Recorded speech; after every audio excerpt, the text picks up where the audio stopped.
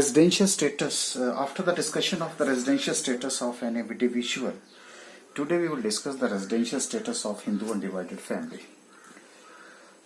As we discuss the different basic conditions and additional conditions for the determination of the residential status of an Hindu undivided family, here also, in case of the residential status of Hindu undivided family, there are also certain conditions which we can call it as one basic condition and one additional condition. So on the basis of that, we will make a discussion over it. So let us discuss first of all residential status of a Hindu undivided family. First of all, the question which is to be raised is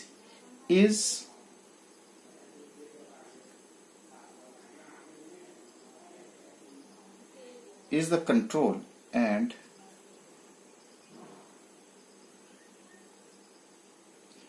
management of its affairs situated wholly or partially in India? Wholly or partially in India? This is the question. Now, from here we will draw the different meaning of the different words. First of all, control and management. What is the meaning of the control and management? Control and management. देखिए, control and management का जो यहाँ पे मतलब है वो है the place at which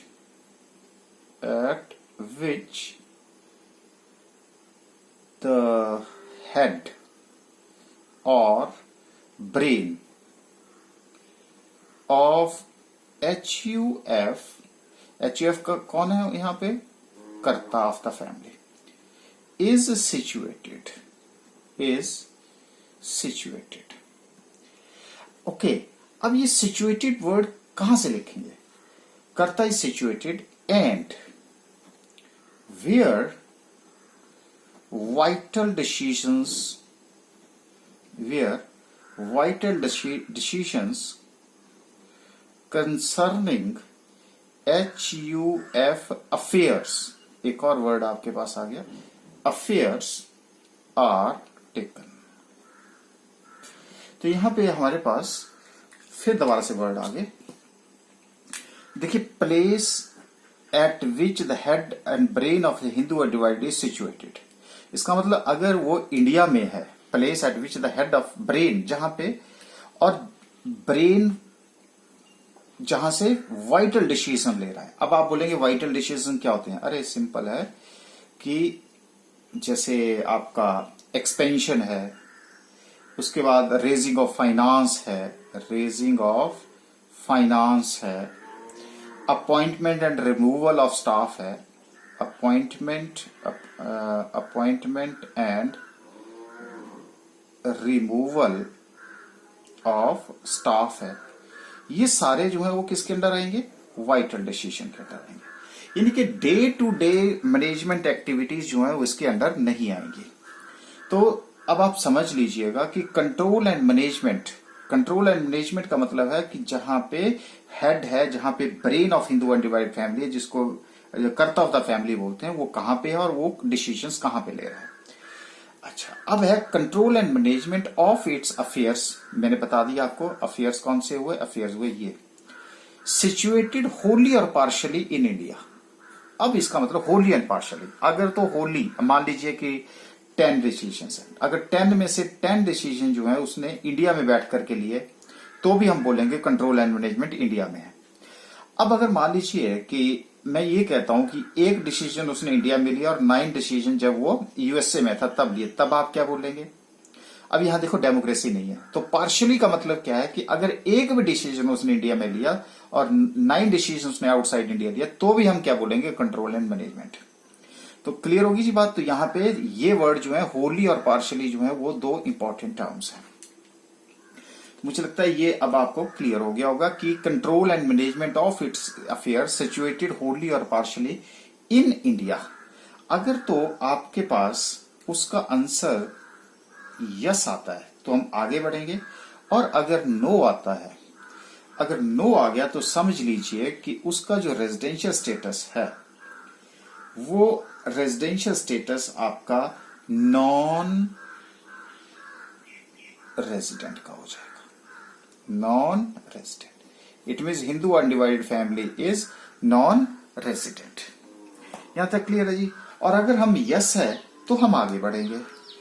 तो अगर हम आगे बढ़े तो इसका मतलब क्या हुआ। तो अब हम एक और चीज देखेंगे। डस द कर्ता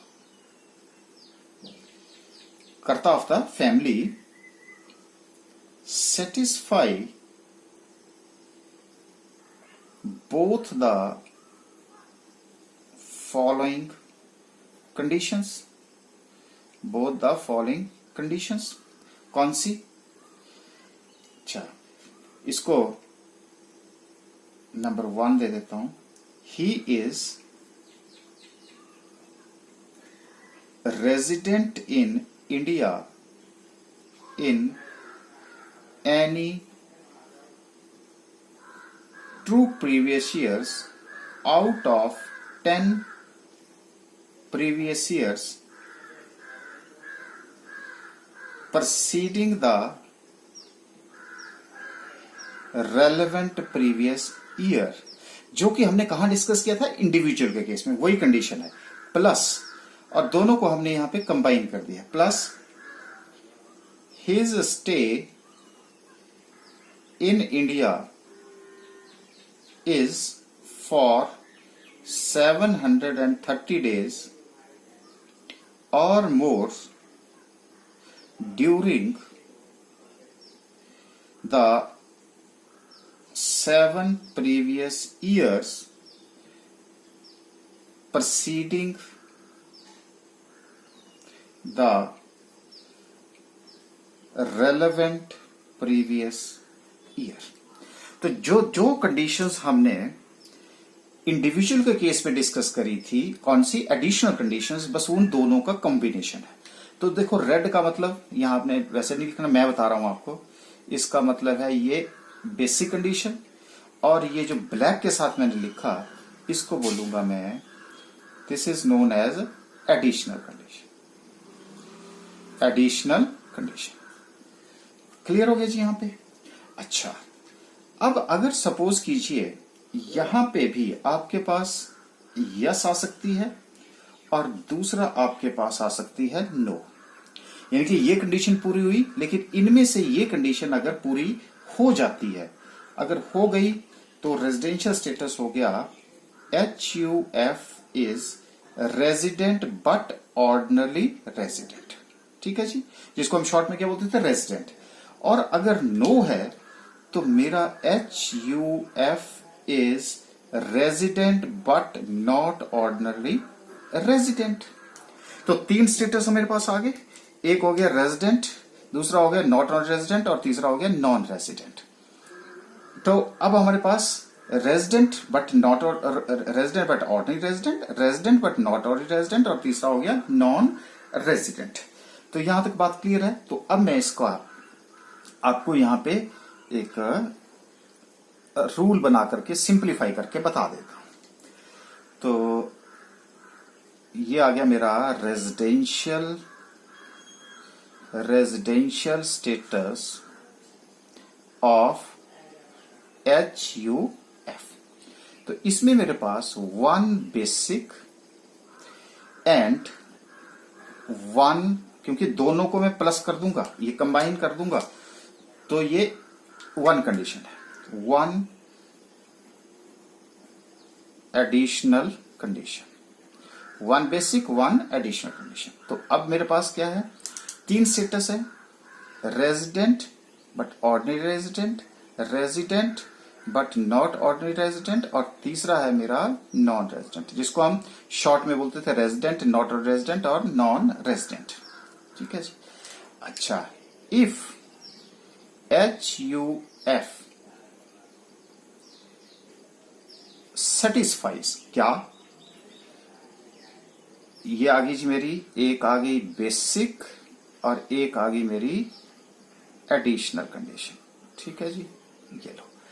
अगर वो बेसिक कंडीशन को फुलफिल करता है यस, और ये भी यस, तो मेरा हो गया रेजिडेंट बट ऑर्डिनरी रेजिडेंट। अब देखिए, ये कंडीशन फुलफिल करी, ये कंडीशन फुलफिल करी, और हम यहां पहुंच गए। दूसरा है, ये कंडीशन फुलफिल करी, बिल्कुल कंडीशन फुलफिल करी, लेकिन यहां पे जो कंडीशन है वो आ गई आपके पास नो। तो ये कंडीशन पूरी की और हम यहां पे आ गए नो। तो अब मेरा जो ये कंडीशन फुलफिल हुई, लेकिन उसके बाद हमारे पास यस आ गई थी। यस आने के बाद हमारे पास क्या हुआ, यस वाली रेजिडेंट, लेकिन यहां पे क्या आ गया, नो आ गया। अगर नो आ गया तो क्या हो गया, resident but not ordinary resident. और अगर हमारे पास यहीं पे नो आ गया, ये देखिए सीधा यहां पे नो आ गया, तो यहां पे भी आपके पास क्या होगा, नो। जब दोनों कंडीशन पूरी नहीं हुई तो क्या बन गया, नॉन रेजिडेंट। तो आप देखिए रूट हमारे पास बेसिक कंडीशन फुलफिल हुई, एडिशनल कंडीशन फुलफिल हुई, हम यहां पहुंच गए, क्योंकि यहां यस है, यहां भी यस है। बेसिक कंडीशन फुलफिल हुई, लेकिन ये कंडीशन पूरी नहीं हुई तो रेजिडेंट बट नॉट रेजिडेंट। अब ये कंडीशन आपकी फुलफिल नहीं हुई तो हो गया आपका नॉन रेजिडेंट। लो जी, अब आपको हमने एक सिंपल कैसे इसको माइंड में रखना है वो अब हमने आपको बता दिया। चलिए अब आप चलते हैं residential status of A firm, association of the person and body of individuals. ठीक है जी। तो यहां पे भी हम क्या करेंगे, पहले एक क्वेश्चन रेज करेंगे, और वो क्वेश्चन क्या है, वो एक is the control and management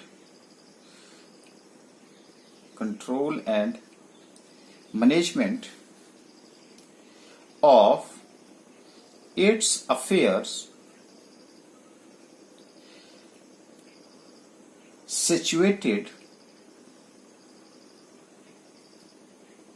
situated wholly और पार्शली बोल लीजिए, पार्टली बोल लीजिएगा, पार्टली इन इंडिया। लो जी, हमने भी दोबारा से क्वेश्चन रेज कर दिया। अब हम किसकी बात कर रहे हैं, अच्छा इससे पहले मैं डिस्कस करूं, अब हमने जो एक टेबल बनाया था उस टेबल में हमने लिखा था कि किसका क्या रेजिडेंशियल स्टेटस हो सकता है। तो आपको पता है कि इंडिविजुअल के 3 रेजिडेंशियल स्टेटस होते हैं, हिंदू अनडिवाइडेड के 3 रेजिडेंशियल स्टेटस होते हैं, लेकिन फर्म, एसोसिएशन और बॉडी ऑफ इंडिविजुअल के जो है वो 2 ही स्टेटस होते हैं, एक होता है रेजिडेंट और एक होता है नॉन रेजिडेंट। अब अगर यहां पे आपके पास आ जाती है yes, is the control and management of its affair situated Holi और पार्शियली इन इंडिया, यस, तो मेरा रिजल्ट क्या होगा, मेरा रिजल्ट होगा firm, association of person, body of individual is resident. ठीक है जी। और अगर बाय द वे ये आपके पास आ जाता है नो, तो नो के केस में आपके पास रिजल्ट आ जाएगा firm, association of person, body of individual is non resident, non resident. तो इस तरह से अब आप बोलेंगे कि इसका कंट्रोल एंड मैनेजमेंट का पता कैसे होगा और कैसे पता चलेगा, तो सिंपल सी बात है, इसका मतलब है डी फैक्टो, 2 टर्म होती हैं, डी फैक्टो और ड्यू ज्यूरो। ऑफिस खोलने से नहीं होगा, ऑफिस खोलने से नहीं होगा, मतलब ये नहीं है कि फॉर्मेलिटी करी, ड्यू ज्यूरो। तो अब यहां पे डी फैक्टो, अब यहां पे क्या है कि control and management, control and management means head, brain, और वो कौन है, which directs the affairs of the company. तो यहां पे मेरे पास फर्म के केस में कौन होगा हेड और ब्रेन, अरे मेंबर, कौन, पार्टनर्स। तो यहां पे स्टेटस ऑफ द मेंबर और पार्टनर जो है इररिलेवेंट है, जैसा कि हिंदू अनडिवाइडेड फैमिली में होता था। यहां पे जितने भी अफेयर्स हैं that should be related to income. ठीक है जी, that should be related to the income. और अगर जितने भी डिसीजंस हैं, अब इसमें फर्म के केस में आपके पास पार्टनरशिप फर्म है, एसोसिएट पर्संस है, बॉडी ऑफ इंडिविजुअल्स हैं, जो कि हमने डिटेल में डिस्कस करी थी। तो ये भी जो भी डिसीजंस ये लेते हैं, जो भी इनका ब्रेन है, जो भी इनका हेड है, जो इनके अफेयर्स को डायरेक्ट करता है, उसका कंट्रोल एंड मैनेजमेंट अगर तो इंडिया में है। देखिए यहां पे वर्ड दोबारा से क्या है, होली और पार्शली है। तो एक भी डिसीजन अगर आपने इंडिया में लिया तो हमारा रेजिडेंट, और नहीं लिया तो नॉन रेजिडेंट। यहां पे ऑर्डिनरी रेजिडेंट और नॉट ऑर्डिनरी रेजिडेंट का क्वेश्चन अराइज नहीं होता। तो ये डिस्कशन हमारी थी residential status of Hindu undivided family and residential status of firm, association person और बॉडी ऑफ इंडिविजुअल। अब हमारे पास रह जाती है residential status of the company, जो थोड़ा सा टेक्निकल है, उसको हम आगे डिस्कस करेंगे। So the residential status of company.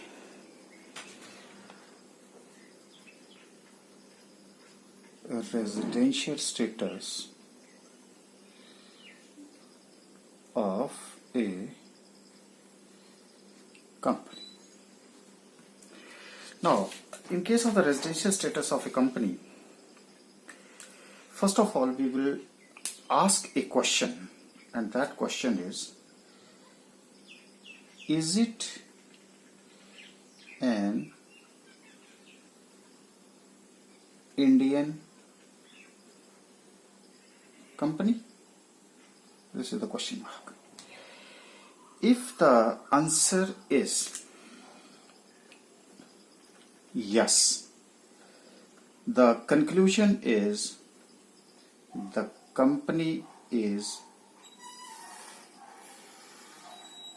resident in India for the relevant previous year. And if the answer is no, right? So we have to raise the next question. Is the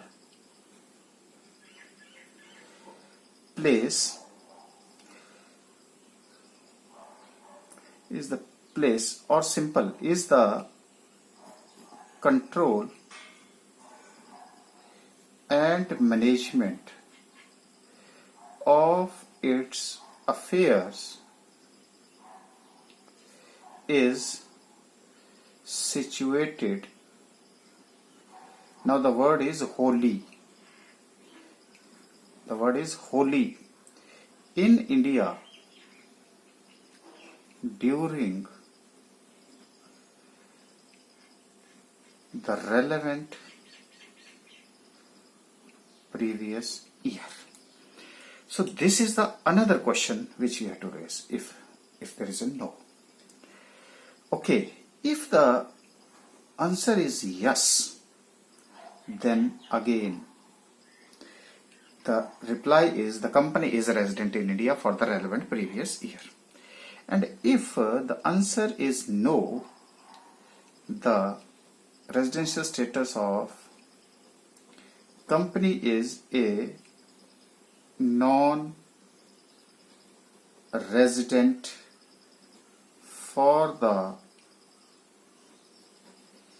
relevant previous year.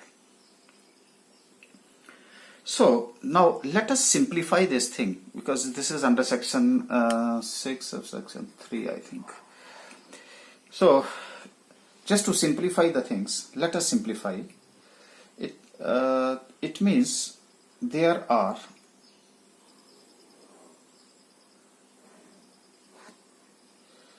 two alternative and independent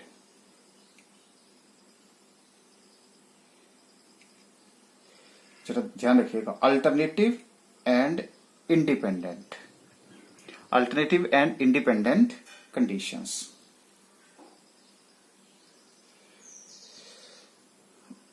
for the determining the residential status of company. Okay, so company will be resident when it is resident in India. Resident in India. A, if it is an Indian company and you know better about the Indian company, you must have the knowledge. और मैंने कहा ना alternate और, इसलिए मैंने और word लिखा, independent है तो जरूरी नहीं है. If the control and management of its affairs is situated wholly in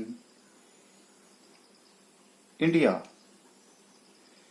during the relevant previous year. Now, so if company satisfies either of two conditions, या तो वो ये कंडीशन पूरी कर दे, ये और है बीच में, या ये कंडीशन पूरी कर दे, तो रेजिडेंशियल स्टेटस बन जाएगा रेजिडेंट का. ठीक है जी. If company satisfies neither of two conditions तो बन जाएगी नॉन रेजिडेंट. नॉन रेजिडेंट ये रिजल्ट है. और देखो अब आपके सामने ए कंडीशन, ये ए कंडीशन हो गई और ये मेरी बी कंडीशन हो गई. देखिए अगर हम इस रास्ते से चलते हैं तो भी, और अगर माय द वे इस रास्ते से चलते हैं, if it is an Indian company, तो अगर हम यहां पे चलते हैं, ये बी कंडीशन है, तो भी हम इस रास्ते से अगर मूव करते हैं तो भी हम यहीं पहुंच गए. इसलिए या तो ये कंडीशन पूरी होनी चाहिए या ये कंडीशन पूरी होनी चाहिए. तो अगर इन दोनों में से एक भी कंडीशन पूरी हो जाती है तो कंपनी बन जाएगी रेजिडेंट. मैं आपको एक छोटा सा एग्जांपल बताता हूं. देखिए सपोज कीजिए कि आपको न्यूमेरिकल आ रहा है, तो सबसे पहले आप देखिए कि इंडियन कंपनी, और मैं बोल रहा हूं कंट्रोल एंड मैनेजमेंट, लिख रहा हूं होली इन इंडिया. ठीक है जी. फिर मैं लिख रहा हूं पार्शली इन इंडिया, और फिर मैं लिख रहा हूं आउटसाइड इंडिया. 3 एग्जांपल बना दिए मैंने इससे. अब बताइए इंडियन कंपनी है लेकिन control and management Holi in India. अरे भाई हम ये देखेंगे नहीं, जब पहली कंडीशन पूरी है इंडियन कंपनी की तो आगे देखने की जरूरत नहीं है. इसका मतलब ये इसका रेजिडेंशियल स्टेटस क्या है, रेजिडेंट का. इंडियन कंपनी है, आगे देखने की जरूरत नहीं है, तो ये भी क्या बन गई, रेजिडेंट है. पहली कंडीशन फुलफिल है तो दूसरी कंडीशन देखने की जरूरत नहीं है. अब मैं आपको एक और कंडीशन लेके चलता हूं. सपोज कीजिए ये फॉरेन कंपनी है, और फॉरेन कंपनी के केस में ये control and management Holi in India. ठीक है जी. दूसरी कंडीशन मैंने पार्शली इन इंडिया, और तीसरा है आउटसाइड इंडिया. अब क्या होगा, क्या रिजल्ट होगा? देखो पहली कंडीशन तो पूरी नहीं हुई. जब कंडीशन पूरी नहीं हुई तो इसका मतलब ये यहां चलेंगे. जब यहां चलेंगे तो कौन सी कंपनी आ गई, फॉरेन कंपनी. अगर फॉरेन कंपनी में control and management affairs situated Holi in India, control and Holi in India, तब तो क्या बन गई, रेजिडेंट. ठीक है जी. लेकिन अगर इन दोनों केसेस में देखूं तो ये बन जाएगी नॉट रेजिडेंट.